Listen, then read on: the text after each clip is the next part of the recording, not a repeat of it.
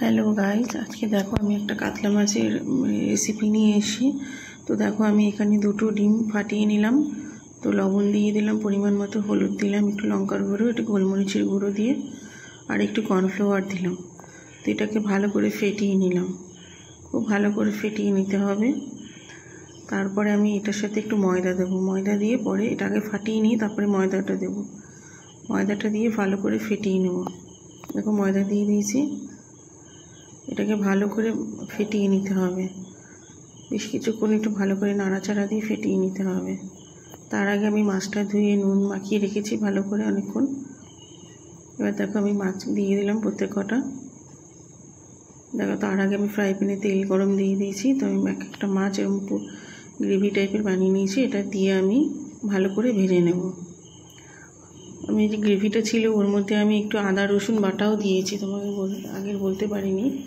তো গ্রেভিটার মধ্যে ডিমের মধ্যে আমি আদা রসুন বাটাও দিয়েছি, আর স্মেলটা ভালো হবে। সাথে লঙ্কার গুঁড়ো, গোলমরিচের গুঁড়ো। দেখো আমার ভাজা হয়ে গেল। এভাবে ভালো করে একটু কড়া করে ভেজে নিতে হবে। ভাজাটা দেখো খুব সুন্দর হয়েছে। এটা শুধু গরম ভাতেও খেতে পারবে, খুব সুন্দর টেস্টি খাবার। মল তেলের উপরে জিরে দিয়ে দিলাম, একটা বড় পেঁয়াজ দিয়ে দিলাম। যে যেরকম মাছ হবে সেই বুঝে পেঁয়াজটা দেবে। নুন হলুদ দিয়ে ভালো করে একটু ভেজে নেব। দেখো এবার দেখো বাকি আদা রসুন বাটা দিলাম, লঙ্কার গুঁড়ো, হলুদ, জিরের গুঁড়ো, ধনের গুঁড়ো সব দিয়ে ভালো করে একটু মশলাটাকে নাড়িয়ে চাড়িয়ে নিতে হবে।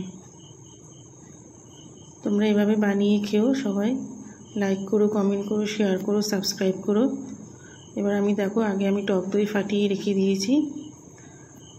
তো তোমরা যেরকম গ্রেভি খাবে সেরকম টক দইটা দেবে আর পেঁয়াজটা দেবে।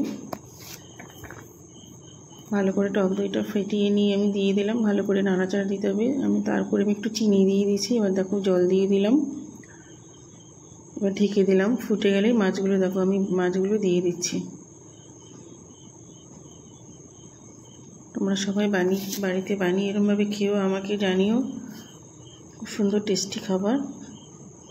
আর সবাই সাবস্ক্রাইব করো। খুব খুব ভালো থেকো। এর উপরে দেখো আমি একটু কসুরি মেথি ছিল, কসুরি মেথি ভালো করে হাতের মধ্যে একটু গুঁড়ো গুঁড়ো করে দিয়ে দিলাম। খুব সুন্দর একটা স্মেল হয়। আমি এখানে অল্প